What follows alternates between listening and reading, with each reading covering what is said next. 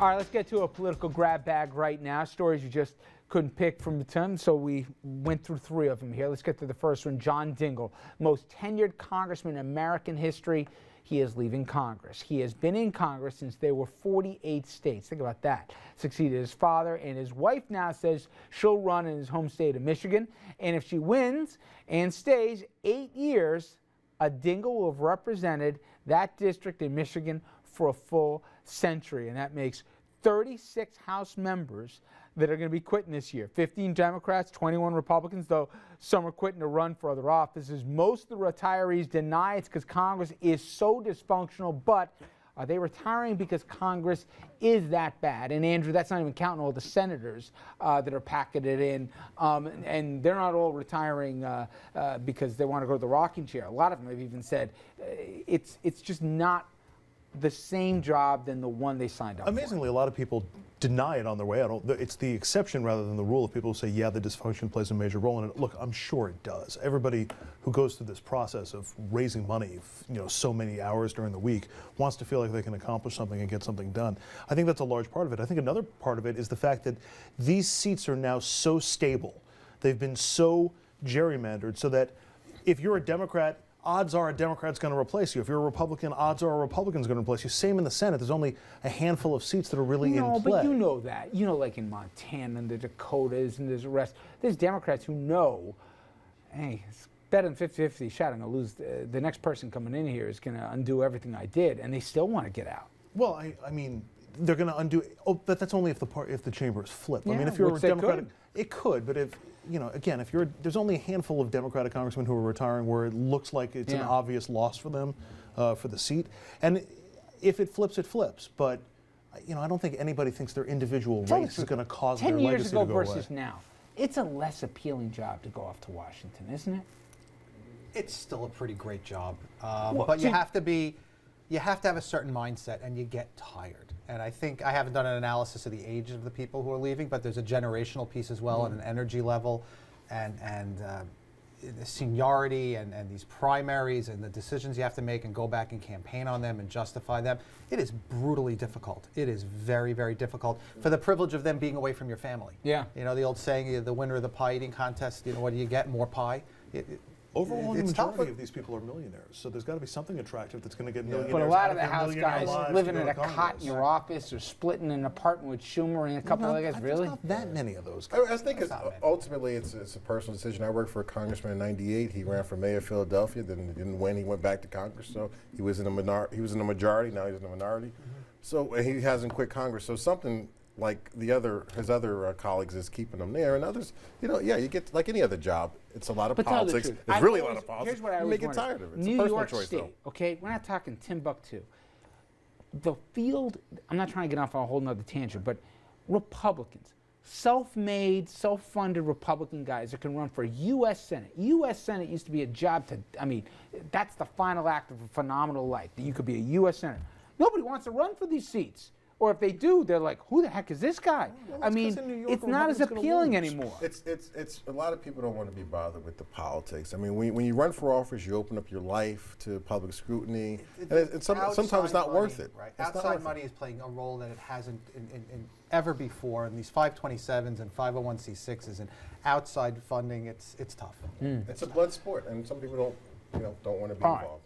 Next up, Dominic, we got the pick a president here. Alison Grimes. She's running to unseat Mitch McConnell in Kentucky this year. She's the Democrat. She's campaigning with Bill Clinton today, but that won't happen with President Obama. Grimes doesn't want him to come to Kentucky. Again, this is a woman, let's face it, very few people really have heard of here, and she doesn't want the president to come to her district. She says that she stands in stark contrast to many of his ideas. Colorado Senator Mark Udall, from a legendary political Democratic family, one of at least 4 Democratic incumbents who skipped Obama events in their states here, and he refused to answer if he wanted the president to join their campaign. So instead, reporters asked the Senate's top Democrat, Harry Reid, if they should campaign, with President Obama. And his response, quote, "We do have one president that's been going all over the place, and that's Clinton. So if you're a Democrat up for election this year, all things equal, which of these two guys on the screen you want?" we should ask Al Gore that question, who passed on Clinton and basically passed on the presidency and the Supreme Court issue. Look, the Republican Party has been very good at demonizing this president. Nobody in their right mind that's running for office wants to be seen with this president. I don't even think Obama is welcomed in Harlem right now for someone running for re-election. Bill Clinton has a 60% approval rating. He's from the South, owns the South. So if you're in Kentucky and you're a young attorney general looking to unseat Mitch McConnell, of course you're going to bring in Bill Clinton. So, I mean, that's just the way it is right now. We all say that, but if President Obama comes to your district, you're going to sell out that event. You're going to put a lot of fannies in the seats, and there's going to be a lot of nice checks for you. Is he still really a net negative if you're a Democrat, albeit in a contested state? I think yes. I was about to spin that a bunch of different ways, but the answer is yes. It is a negative, but it was a negative for Bill Clinton to be in your district back when he was president, and he was dealing with the prosecutors and the Lewinsky and the Star and all of that. Time has a way of forgiving a lot of that, and he really is the most gifted politician we've had probably since LBJ, and he may even be more gifted than LBJ. And this president will acknowledge that after what we saw, what he did for him in Charlotte. I got Dominic. Democrats did a very good job demonizing Bush, where he didn't even come out publicly and say anything for like 2 or 4 years, something like that. But look, at the end of the day, I'm glad I don't have to make this choice between the president who's been the first president to be impeached in our lifetime, and has decides that he wants to commit adultery with an intern, and a president whose coattails are very short. Approval rating around 45%, whose political landscape is probably going to cost a lot of seats in the House because of Obamacare. I tell you what, I was ready for this. Yeah, that was very practiced. I understand the way the numbers work, and obviously having Bill Clinton coming campaigning for, look what he came and he campaigned for President Obama last year or 2 years ago, and he came to the rescue. So obviously he's very good at it, and he helps.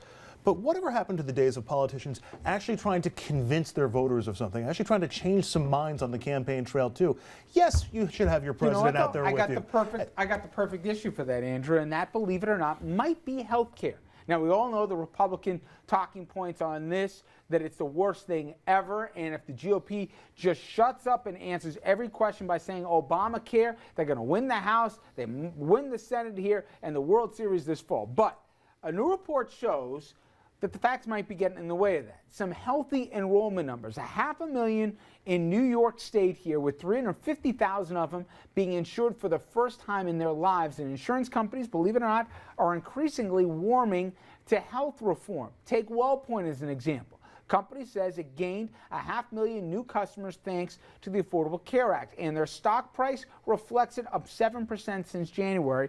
But obviously the critics remain, and they're speaking loudly, including the Speaker of the House, John Boehner, attacked on the House floor today after an administration report showed premium increases on some small businesses, potentially impacting 11 million workers. Boehner called the ACA a sucker punch to the economy. But even go back to Kentucky for a second. And in Kentucky, probably more than any other state, the governor, Republican governor, he got the exchange going there and more people signed up. But even there, I wonder if you can use that as a positive or the negative if you're a candidate to say it's a success or a failure. Democratic governor in Kentucky. Pardon me. So I guess my question is, red state, thank you. But my point is, do you think by November, at least in certain parts of this country, Obamacare is not a four-letter word? Yes, I am a big believer in Obamacare. Absent a single-payer system, I think getting more people insured and getting younger, healthier people in so that you're spreading the risk, which is what insurance is supposed to do, instead of it just being a payment mechanism for elderly and chronically ill people, is an accomplishment. It's a massive restructuring. It's an appropriate role for government. And as we enroll hundreds of thousands and then millions of new people, the facts on the ground change, and they will have countless positive stories of people having this benefit. Can you sell it politically, though? I think that's the trick. I don't think so. I respectfully disagree with my colleague. I don't think you can sell it. I think, as you said, all Republicans, no matter what you ask them, blah, blah, blah, blah, blah, Obamacare, and then if that don't work, then you point to the rollout. Remember that rollout? History will be much kinder to this president in terms of Obamacare. It may go down ultimately like Social Security. But every president. Okay, fine. This is not unique. Okay, but my point is that right now it's not kind to this president. My only point is, I think you're right. However, the numbers they're going to hit their target numbers in New York, and they're going to exceed them by the deadline. Not some magic, funny math here, actual math.